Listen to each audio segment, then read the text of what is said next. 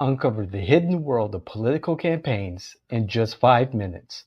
Join me, your host, David Washington, on CounterTop Politics every Monday for exclusive campaign insights, tantalizing innuendo, and the secret sauce behind successful political campaigns. Don't miss out. Let's go.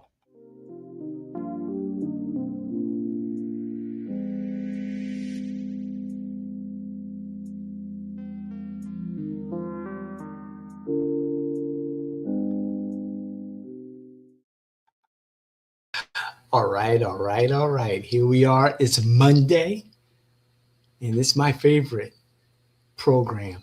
Countertop Politics, my personal professional journal of winning campaign strategy. So, hey, the White Sox did well this weekend. They did well in this last homestand, okay? I am a Sox fan. Go Sox, you know? And they did well.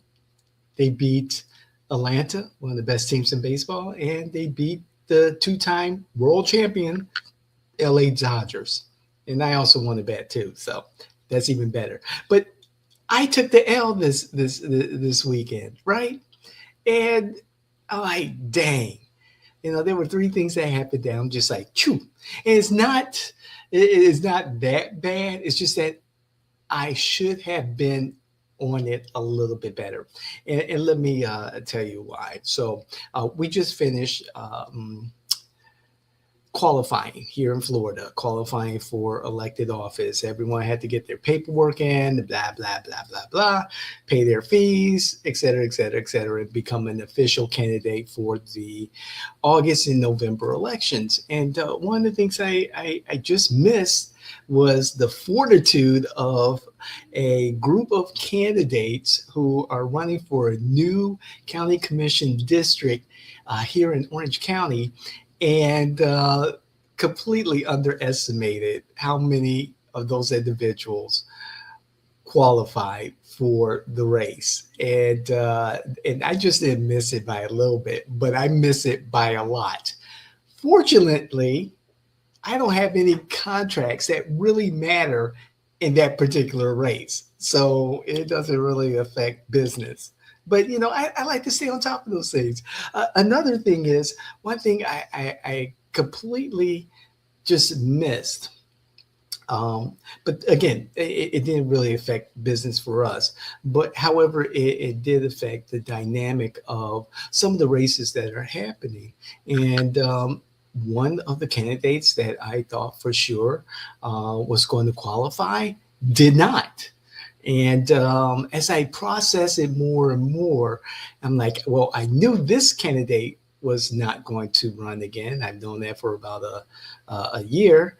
However, I did not anticipate that candidate not qualifying. And as I look at the dynamics of that particular election, that particular district, and just seeing how things are in the Republican legislature.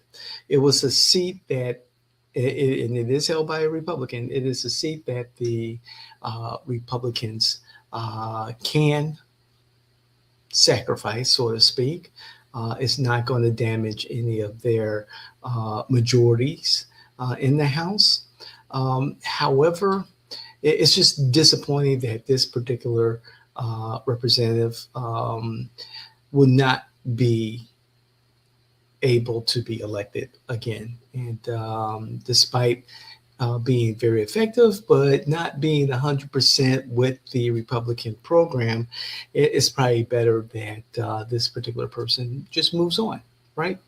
But then here's the big one that really blew me away. There was an event that I attended with a client, and I'm thinking, okay, all right, I'm not going to really get into it too much, do some research on the particular event.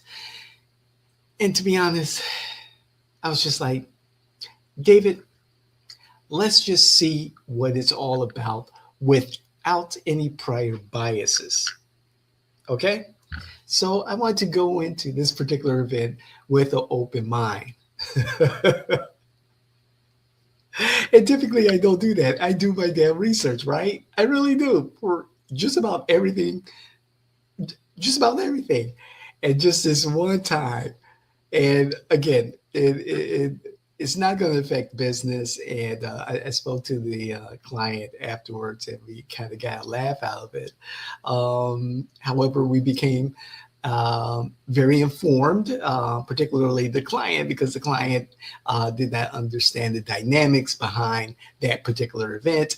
I had prior knowledge as I later learned that, whoa, this event is pretty significant. I was dressed for the occasion. There's no doubt about that. I was ready. Okay. However, there were dynamics behind this particular event that told us maybe we should leave early. Maybe we should leave a little bit after the main program is over and just leave. And that's what we did. We left.